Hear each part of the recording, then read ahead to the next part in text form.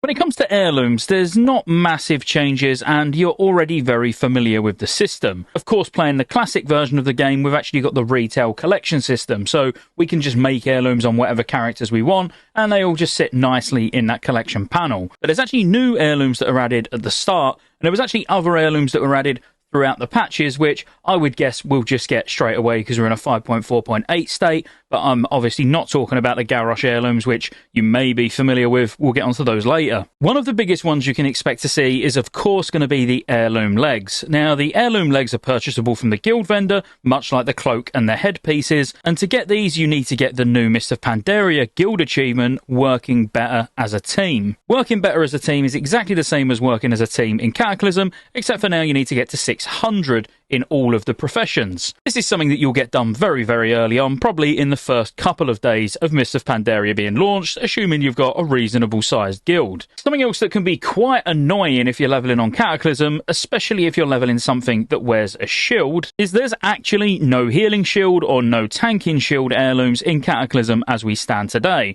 Well, good news, both of these will become available in Mist of Pandaria. The same with being able to get an offhand as well. There's also going to be an agility-based staff called Burnished Warden staff that gets added, but obviously at this point we've had the two-handed mace, which is an agility mace anyway. It's really added for monks, I would say, but most monks are going to dual wield and use two one-handed maces, so it's nice that it's there. It's another heirloom option, especially if you want to use a staff as a druid, but it's not really the biggest deal in the world. I would say out of the ordinary type heirlooms that get added, the shields are definitely the biggest one to get excited about, outside of obviously the legs, because you're going to get extra XP from them. Now, the biggest change to heirlooms is, of course, some of your heirlooms, which specifically I'm talking about the ones that come from the guild vendor, all go up to level 85, whereas the old ones like the shoulders, the chest, even the weapons and trinkets, all only go up to level 80. Well, not anymore. All of the heirlooms will now go up to level 85, but even though it's not heirloom related, there's tons and tons of bind on account items that you can get in Mist of Pandaria, where actually you can almost feel like you're using some heirlooms, especially weapons, past level 85. So if you look on my map here, you can see treasures all over the world. Now, these treasures don't only give ridiculous amounts of XP, so they're really worth grabbing if you see one while you're actually leveling from 85 to 90, but many of them, based on the zone that you're in, give a level appropriate bind on account item. Now, while these won't be stored in any collection tab or anything like that, you're going to have to keep track of them where they are on your account. They are super powerful for when you're leveling, especially because you know you're going to use them multiple times, so you'll put really big enchants on them, like Dancing Still, for example. The place where these are absolutely rife is in Dread Wastes, which of course you're not really going to get until you're like 88, 89 plus, but really these are the sort of things you're going to farm on your level 90s anyway, so it's kind of irrelevant. But you can get tons of eye level 450 weapons, which are basically the equivalent of doing a small scenario which you can get available at level 90, which actually gives you a 450 starter weapon, a bit like Ring of Blood, Crucible of Carnage, that kind of thing. But you can actually get these 450 bind on account weapons before you're even level 90. I just wanted to throw that in because even though it's not heirlooms, I mean, it is bind on account, and as I say, it's nice that you've actually got bind on account options from 85 to 90, as long as you put the effort in to go out in the world and farm them. Obviously, we will talk in much more detail about all of these rares and treasures a little bit closer to the time. But back to the heirlooms. You can actually upgrade all of your level 80 heirlooms now, either using Honor, if they're the Honor PvP based heirlooms, or you can use Justice points to upgrade them if they're the more PvE focused Justice points heirlooms. They're not super expensive to upgrade each heirloom like you can see, but this does mean then you can have a full set of heirloom gear, all of them going up to level 85 rather than having to replace a couple of bits and then a couple more bits. You know, it's nice that all of it will just go to 85.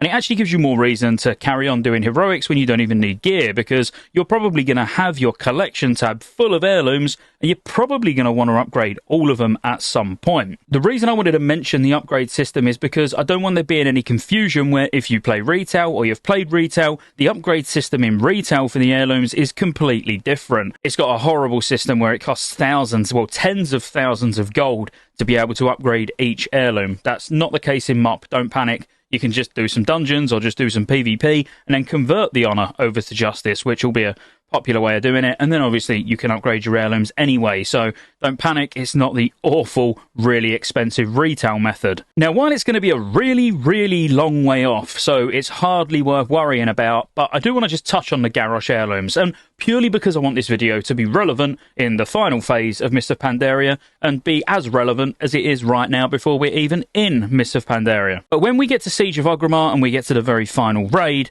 I know none of us really know what's coming next. The thought of WoD Classic to many is probably a bit of a joke. But to others who actually remember and the raid content in Warlords of Draenor was kinda top tier, maybe we do end up there, who knows. But Garrosh, being the final boss of Siege of Orgrimmar, drops basically every type of weapon or shield in an heirloom form. Now, the really cool thing here is actually, depending on the level of difficulty you kill Garrosh on, depends how powerful the heirloom actually is. These even had a mythic version when Mythic Siege of Orgrimmar was launched during the Warlords of Draenor pre-patch, and if you got the highest level, so let's say you had a normal heirloom weapon from Garrosh and you was using it on your level 1 rogue, my heroic or mythic version dagger is actually going to do more damage. And because it was completely random whether you got an heirloom or not, it actually made Garrosh even more exciting to kill, because getting an heirloom that you could use on your ult all the way up to level 100, by the way, was absolutely insane, and we'd never seen anything like it before. So everyone was trying to get the highest difficulty version of an heirloom that they could get, that they actually want to use on their main character,